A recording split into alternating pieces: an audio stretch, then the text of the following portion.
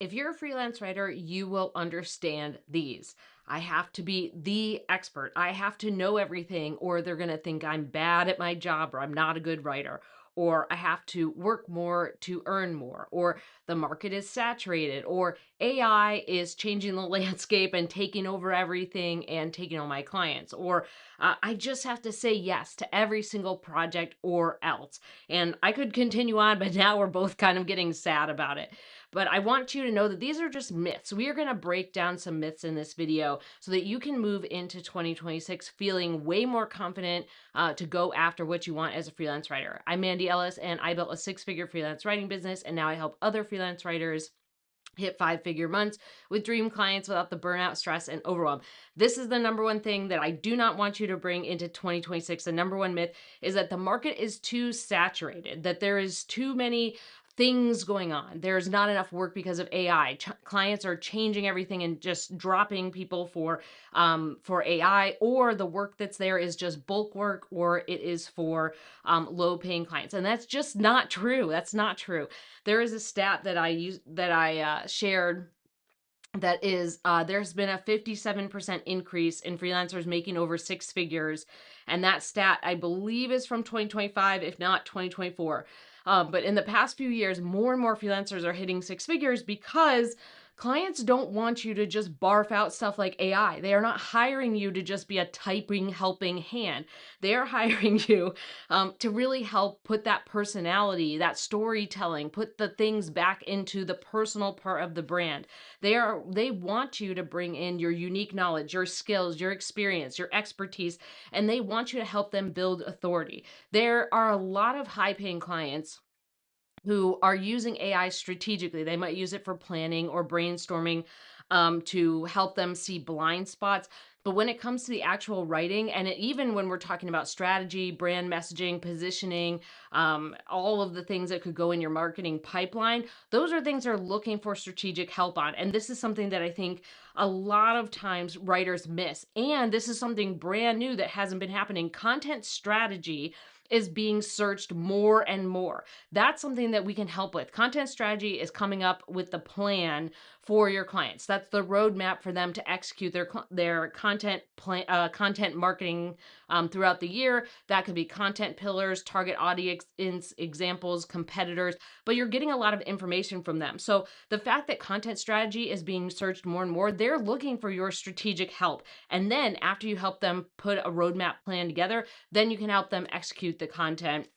And they're really looking for this mix. This is kind of what I've been seeing, is they're looking for a mix of a little bit of consulting, like help us kind of figure out like the roadmap part, and then let's do the writing. And this does not have to be super stressful or overwhelming. Your job here, especially when it comes to coming up with the roadmap plan, if you don't feel like you want to do a full content strategy, is to ask questions. The easiest way to do this is to change a kickoff call into like a mini workshop. And your job is to go in there and just ask the right questions. And then you create a document from that for your client to then move forward with into the writing part. So your job isn't to be the expert. It's not to know everything. It's not to come in there and be like, fix this thing. This thing's broken. These numbers are too low. All that stuff. Your job is to go in and ask the right questions. And I think this is going to be how things are changing in the future. It won't be just, hey, just type this up. It won't be this work where someone's just going to give you an article and a brief and be like, go free. Those will still, of course, happen. But I think the way that clients, especially high paying freelance clients, are building more relationships is they want you to come in with some strategic questions to help them kind of make a plan or fix things or see their blind spots, like things that you can do by asking the right questions, by having like a 1 hour little workshop call with people who make decisions or people who need to be all in the same room at the same time.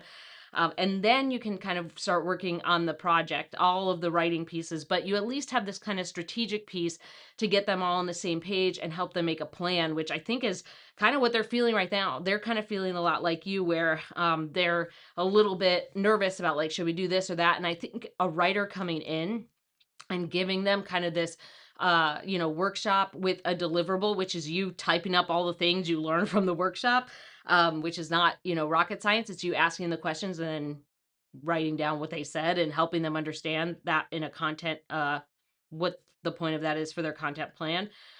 These are things I think really give those clients stability, and they gives them trust, and they want to keep working with you on the writing part. So I don't want you to feel like their market is too saturated. There is always room for freelance writers, good ones. There's always room for good writers. And almost every writer's work that I read is good. There's always room for you. And the bar sometimes can feel very low, where freelancers don't turn their work in on time, or they don't do the assignment and pay attention to the directions. They go off in their own little land. They try to use AI and turn that in, and people can tell. So there's a lot of things that I think good writers worry about that just aren't the case for them, as long as you're doing all the things you normally would as a writer. Turning in your copy, cleaning it up as much as you can, following directions, asking your questions to your clients ahead of time if you have anything that you're confused about. But I really want you to understand that high paying clients are different. They operate differently than low paying clients. So I don't want you to feel like there's no room for you. There's definitely room. And if anything, things are growing. If anything, things are growing into the future, because a lot of companies have been burned by AI. So now they're kind of, deleting AI practices from their company, or they're changing how they use AI, or they're not seeing ROI from it. So they're changing things completely. So I want you to know there is plenty of work out there. Your job is to stop worrying about things you can't control and start focusing on like the storytelling, helping your clients see a more strategic vision, and helping, taking your knowledge, experience, expertise, and skills, and helping your clients build authority or understand kind of how the content works. So that's the first thing. Number two, we're going to speed this up a little bit. Number two, you don't have to say yes to every project or any work that comes in your plate. So this myth is that there's a scarcity of clients. It's just not true. There are plenty of clients out there who would love to work with you and pay well, or you quote your rates and they're like, that sounds good. A lot of this is about scarcity. A lot of this is about fear. And yes, things change. I'm not going to ignore the fact that things change. Things have changed many times over the almost 13 years that I've done this. It is a strategic puzzle that you keep solving in your business. That's your job. So it's not that you have to say yes. And if anything, if you're saying yes, you should know what the threshold is. Instead of feeling this overwhelming feeling of scarcity, there's no clients, nothing's working, all that stuff, you need to focus on you need to focus on like, okay, what am I doing to move my business forward every single day? What is the threshold of when I need to say yes to any type of work? Is it that I only have $10,000 saved, or 20,000?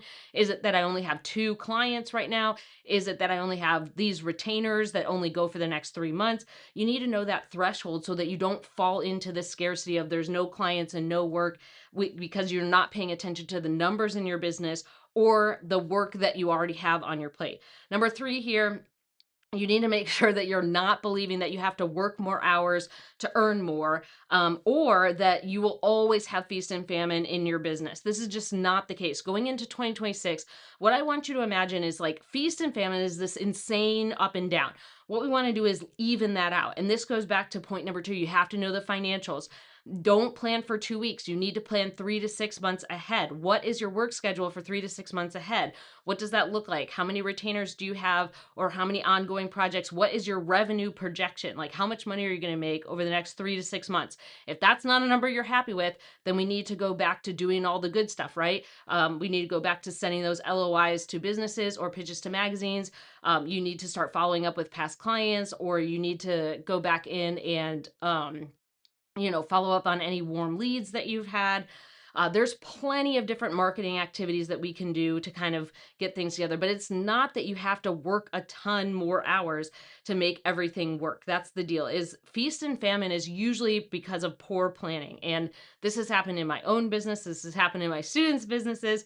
And I feel like a lot of times when we're dealing with feast and famine, that is literally just, if you plan 3 to 6 months ahead, if you catch it earlier, you won't get into feast and famine. You just have to catch it, instead of saying, oh, I have work for 2 weeks, or I have work for 3 weeks, or I have work for a month. You have to end up catching that piece of, hey, wait a minute, things are, going down. I need to kind of do some troubleshooting right now, to then fix your business. And if you want kind of that plan, if you want the things to help you get out of feast and famine, to attract better clients, to handle those client calls so you know who's right and who's not a good fit for you, I want you to grab my free seasoned veteran cheat sheet. If you go to mandyellis.com, if you go to mandyellis.com/cheat sheet and grab it, it will give you the questions you need to answer in your LinkedIn and website so that you can attract the right diamond clients to you.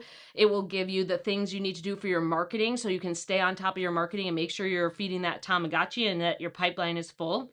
It will tell you the questions that you need to ask on your client calls so you make sure you're aligning with the right clients. And it will give you the steps to onboard your clients like a gold star so that they're getting like that really great, awesome, high touch experience. So go to mandyellis.com/cheat sheet to grab that. Number 4 here, you don't have to have all the answers, right? The idea here is, the myth is that you have to have all the answers or else you're not a professional writer who doesn't know anything. You're not good at your job and you're not ready to level up to high paying clients. That is a total false myth. You don't have to wait for someone else to tell you your worth. This is something that's really important. Your job is to determine, all the things that you are bringing to the table. This is what I have in that cheat sheet, is like you going through those questions of the things your clients want to know. That helps you understand who your what your skills are, the knowledge, the expertise, and experience that you're bringing to the table that makes you unique as a writer, that high paying clients are really interested in. That's something that I teach my Wealth Lab students, is the tuning fork technique, is really getting in on the right pieces that are the same language that those high paying clients are using. So the goal isn't to have all the answers. The goal isn't to be like professional. The goal is to be more of yourself and connect the you-ness to how you help your clients. What are the skills that you're bringing to the table? How do you do your work? Why do you do your work this way? What niches are you in? What projects are you in? How do you help your clients get wins? Connecting all that stuff together is a really great way to show, like, hey, I've got this down. I've got this going. I can totally help you. And it leaves it very apparent to you that you have this like great, you are providing a lot of value to your clients, and it doesn't leave your worth up in the air. It's not like, oh, I'm worth this amount of money, or I'm worth, I'm not worthless unless this client says, or I'm worthless unless this client says yes. We have inherent worth, right? You are worthy just as you are. We're not leaving it up to a number or a person or a something outside of you. This is something that writers do a lot of time. They wait for clients to tell them, like, I think your work is worth 75 cents a word, or I think your work is worth 5 grand. Like, we're not doing that. We're not playing that game. I really want you to stop worrying about being the expert, being the know-it-all, being the one with all the answers. That's not the deal. Your job is to connect with those high paying clients with your skills, your knowledge, your expertise, and how you help your clients with certain projects. Literally just think about how you do the project and you will have the words. How do you do this work? Just explain how you do the work. How do you write a case study? What type of process do you go through? And that will help you get really, really close to that tuning fork language that your high paying clients use. And then number 5 here. A lot of times I hear the 6 figures is unrealistic this year. And I have not only had a student cross 6 figures in both dollars and pounds in 2025, but I've also seen other freelance writers hit their first 6 figure year or make more money than they ever have. So I really don't want you to think that 6 figures is unrealistic because of all this crazy shit going on. There's a lot of crazy shit going on, but really it comes down to the messaging and positioning you have on LinkedIn. That's what I'm talking about with answering those questions and talking to your diamond clients, those high paying clients, with the tuning fork technique. Your job is to make things aspirational. We're not trying to drive our copy for the things that are happening right now. We are trying to drive our copy to then get to a place that we want to be aspirationally, like the things we want to work on, even if you haven't worked on them yet, or the skills we want to develop, or the things we think we can help our clients with. So you take that personality driven stuff and you're putting it on a place where people can find you. But I also think it comes down to those numbers we talked about. 6 figures doesn't just happen that you just keep getting all these high paying projects and you're like, now I made 6 figures. Almost every freelancer that I know who makes 6 figures knows their numbers. They know how many LOIs they're sending. They know their response rate. They know how many what their ideal client looks like how much revenue they make, or what niches they're in, or what types of content they're creating. They know things like how much time until I run out of money, how many projects do I have booked, what's my expenses versus revenue versus profit. They have all these numbers. This is how you're getting to six figures. It's not that you just keep absorbing more paying projects. You actually understand the numbers in your business that move the needle. These are things that I think people miss all the time because they think six figures is literally about what you charge, and it's not. It's not. Six figures is knowing your numbers, because people can hit six figures writing 100 blog posts a month, or they can hit six figures doing 4 messaging projects a year. It really depends. And I really want you to kind of think about that going into the next year. Even if six figures isn't your goal, it's not everybody's goal. Think about it as your dream number. Whatever your dream income number is, or whatever your thing is for the clients that you want to work with, or the something that makes you feel a little bit nervous, something that feels a little impossible, a little unrealistic. I want you to more think about it as like we're moving in this direction based on our numbers, and our numbers give us a lot of information about how close are we getting to that? Where are we underselling ourselves? Where are the things that we negotiated down when we shouldn't have? Where did we ignore our floor rates? Or when did we feel like pressured that we had to do X, Y, and Z, or else we wouldn't have work?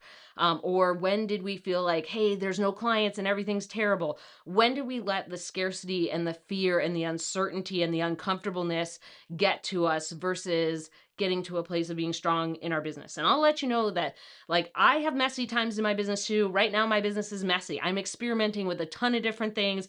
I had students put together some automations and some tools. They were using them in unique ways. So now I'm testing that in my business. And of course, it makes my business messy because I'm trying all these different things. And I'm trying different things in my freelance business versus my course and community business. And sometimes things get messy, but there's a lot of data and really useful stuff that can come out of these experiments and trying new things in your business. So whatever you feel like is unrealistic, maybe that is a financial number, maybe it's a client that is a dream client, maybe something that feels impossible to you. Just try it and experiment. I would so much rather go back to my old self and just be like, just try it. Take the pressure off. Just try it. It doesn't have to work. It doesn't have to be the best thing ever, but just try it, because trying things and taking that action usually removes a lot more fear and scarcity and uncertainty. There's kind of like that quote that says, action is the antidote to anxiety. I don't remember who said it, but there's a quote like that. And I think that's what you want to do, is especially when things are kind of tumbly feeling or there's a lot of uncertainty. There's been a whole bunch of quotes and studies about how a lot of people who are successful in whatever measure you want to use is because they're able to hold more uncertainty and hold more opposing ideas at the same time than other people. So it's not necessarily just that we're magically creating six figures or magically creating this business. We know our numbers. We're able to hold the uncertainty. We're able to make smart decisions based on how our business is going. And we try experiments to see how things are happening. So I'd rather you jump and leap and try it and see how it goes versus holding back and feeling scared and not doing anything. So moving forward, I really want you to get away from these myths. I want you to kind of work on that mindset moving into 2026. And the next thing that we're going to talk about, this video right here, is my best freelance writing project management systems for the next year. So these are the systems that I love to use. They have given me hours back. They have gotten rid of headaches. They are things that I've gotten rid of other tools to use just one tool, so I can consolidate both the amount of tools I'm using and the subscriptions. So if you watch this video right here, you will get my best project management systems, and that's both for doing your work and for onboarding clients. So I hope this has been helpful, and I will see you next time.